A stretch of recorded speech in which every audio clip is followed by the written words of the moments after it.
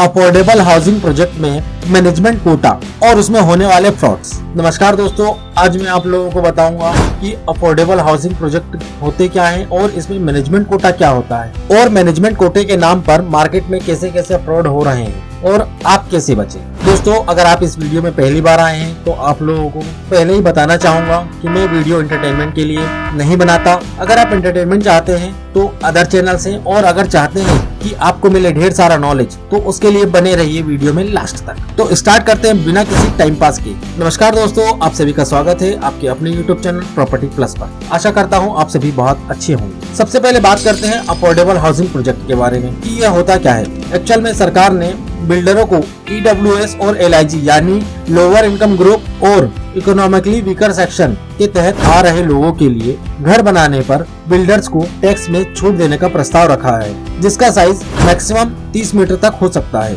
और अगर बिल्डर इसे बनाता है तो सरकार उसे टैक्स पर छूट देगी। ये घर 4 लाख से शुरू होकर 40 लाख तक जा सकते हैं। तो ये होते हैं अफोर्डेबल प्रोजेक्ट। और साथ ही अगर कोई अपने लिए फर्स्ट टाइम घर खरीद रहा है यानी पहली बार खरीद रहा है तो उसको सरकार लोन पर भी कुछ छूट देगी। और अगर आपको लोन से रिलेटेड जानकारी चाहिए तो हमारे चैनल पर विजिट कर सकते हैं, जिस पर प्रधानमंत्री आवास योजना और उस पर मिलने वाले बेनिफिट के बारे में बताया गया है। तो दोस्तों, ये थी अफोर्डेबल हाउसिंग प्रोजेक्ट होते क्या है। अब इसमें मैनेजमेंट कोटा क्या होता है। मैनेजमेंट कोटे का मतलब यह होता है कि जो बिल्डर यानी जो भी बिल्डर ये प्रोजेक्ट बना रहा है उसको गवर्नमेंट 5% ऐसे घर अलॉट करती है जिसको वो अपने अकॉर्डिंग बेच सकता है, यानी वो चाहे तो किसी को भी दे सकता है। तो बिल्डर इससे ज्यादा से ज्यादा फायदा कमाने के लिए इसमें कुछ एक्स्ट्रा फैसिलिटीज वगैरह भी डाल देते हैं और थोड़ा बहुत साइज बड़ा भी कर देते हैं, जिससे उनको ज्यादा और अच्छे से अच्छा रिटर्न मिल पाए। तो ये तो था अपना मैनेजमेंट कोटा कि मैनेजमेंट कोटा एक्चुअल में होता क्या है। आशा उम्मीद करता हूँ कि आपको इस बात से समझ में आ गया होगा कि अफोर्डेबल हाउसिंग प्रोजेक्ट और मैनेजमेंट कोटा होता क्या है। और अब मैं बताता हूँ कि इससे फ्रॉड कैसे होता है, क्योंकि स्कैमर्स इसी कोटे का फायदा उठाकर आज बहुत सारी ठगी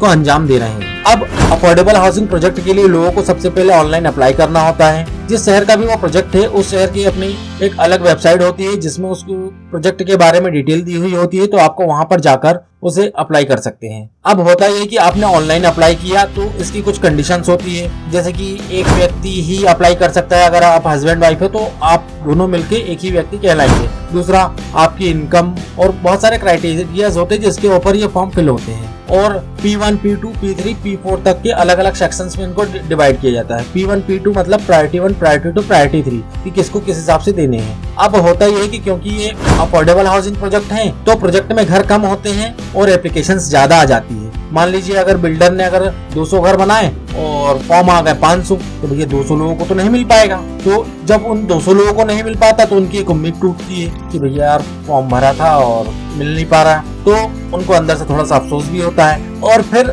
स्कैमर क्या करता है कि इसी इमोशन का फायदा उठाता है और वो आपको कॉल लगाता है। हेलो सर, मैं फला जगह से बोल रहा हूँ और आपने जो फॉर्म भरा था तो आपको मिल गया क्या? तो सीधी सी बात है, कोई भी व्यक्ति होगा वो यही बोलता है कि नहीं यार मेरा तो नहीं हो पाया। तो वो आपके सामने एक ऑफर रखता है कि भैया मेरे पास मैनेजमेंट कोटे के 5 से 7 घर अभी बचे हुए हैं, अगर आप चाहें तो मैं आपके लिए बात कर सकता हूँ। तो सामने वाला खुश हो जाता है, क्योंकि अभी उसे पता चला था कि उसको वो घर नहीं मिलने वाला, वहाँ पे फैसिलिटी का फायदा नहीं उठा पाने वाला है। लेकिन जैसे ही वो स्कैमर उसे बोलता है कि भैया मैं दिलवा दूंगा, तो वो खुश हो जाता है। क्योंकि मान लीजिए कि अगर उसके पास कोटे हैं भी तो सामने वाला करता क्या है, सामने वाला करता ये है 1-2 दिन बाद आपको फोन लगाएगा और बोलेगा कि हाँ भैया मैंने आपसे बात कर ली है और आपने जो मैनेजमेंट कोटे के लिए बोला था वो अप्लाई हो चुका है। इसमें सामने वाला ये भी कर सकता है कि भैया जैसे कि मान लीजिए बिल्डर दे रहा है एक्स अमाउंट पे, तो वो अपने हिसाब से 2-4 लाख रुपए बढ़ा के बता देता है। तो ये तो हो गई ब्रोकरेज की बात। दूसरा होता है कि उसके पास 4-5 फ्लैट है और वो 10-15 लोगों से पैसा उठा ले, क्योंकि अगर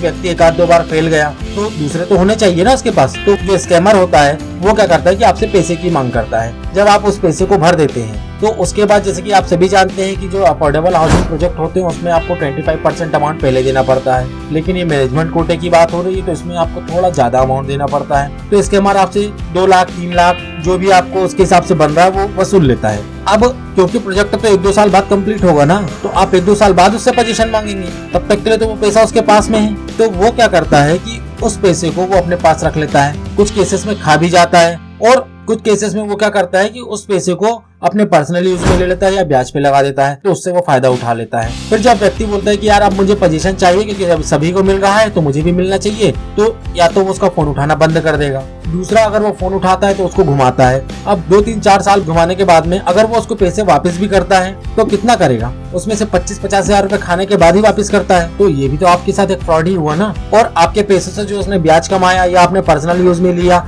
तो उसका बेनिफिट अलग वो कमा गया।